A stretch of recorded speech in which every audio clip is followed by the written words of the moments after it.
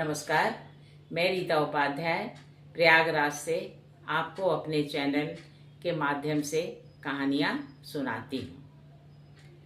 हमारे यहाँ भक्तों की एक लंबी श्रृंखला रही है, जिन्होंने भगवत प्राप्ति के लिए अपने सर्वस्व को निछावर कर दिया। इसी संबंध में आइए हम एक भगवत भक्त राजा की कहानी सुनते हैं। श्री जगन्नाथपुरी के राजा की भगवत प्रसाद में बड़ी ही निष्ठा थी, परंतु एक दिन राजा चौपड़ खेल रहा था। इसी बीच श्री जगन्नाथ जी के पंडा जी प्रसाद देकर आए। राजा के दाहिने हाथ में पासा था, अतः उसने बाएं हाथ से प्रसाद को छूकर उसे स्वीकार कर लिया।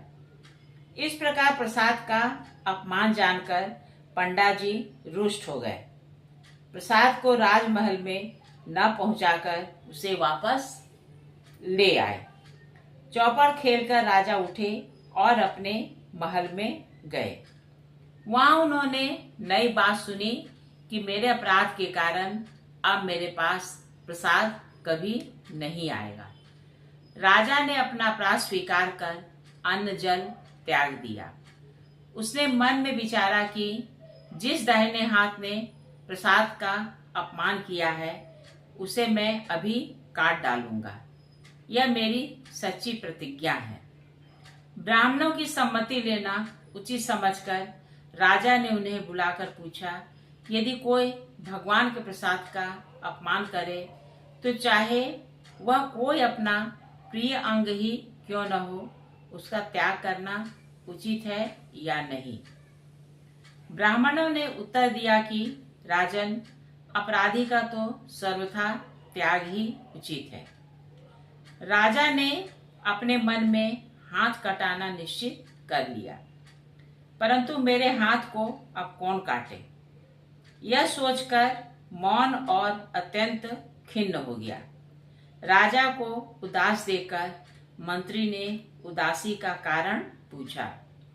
राजा ने कहा, नित्य रात के समय एक प्रेत आता है और वह मुझे दिखाई भी देता है। कमरे की खिड़की में हाथ डालकर वह बड़ा शोर करता है। उसी के भय से मैं दुखी हूँ। मंत्री ने कहा, आज मैं आपके पलंग के पास सोऊंगा और आप अपने को दूसरी जगह छिपाकर रखिए। जब वह प्रेत झरोखे में हाथ डालकर शोर मचाएगा, तभी मैं उसका हाथ काट दूंगा। सुनकर राजा ने कहा, बहुत अच्छा, ऐसा ही करो। रात होने पर मंत्री जी के पहरा देते समय राजा ने अपने पलंग से उठकर झरोखे में हाथ डालकर शोर मचाया।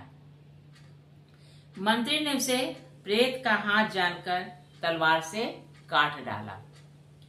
राजा का कटा हाथ देखकर मंत्री जी अत्यंत लज्जित हुए और पछताते हुए कहने लगे, मैं कितना बड़ा मूर्ख हूँ, मैंने यह क्या कर डाला। राजा ने कहा, तुम निर्दोष हो, मैं ही प्रेत था, क्योंकि मैंने प्रभु से बिगाड़ किया था। राजा की ऐसी प्रसाद निष्ठा देखकर अपने पंडों से श्री जगन्नाथ जी ने कहा कि अभी अभी मेरा प्रसाद ले जाकर राजा को दे दो और उसके कटे हुए हाथ को मेरे बाग में लगा दो। भगवान के आज्ञानुसार पंडे लोग प्रसाद को लेकर दौड़े। उन्हें आते देखकर राजा आगे आकर मिले। दोनों हाथों को फैलाकर प्रसाद देते समय राजा का कटा हुआ हाथ पूरा निकल आया। जैसा था वैसा ही हो गया। राजा ने प्रसाद को मस्तक और हृदय से लगाया। भगवत कृपा का अनुभव करके बड़ा भारी संतोष हुआ।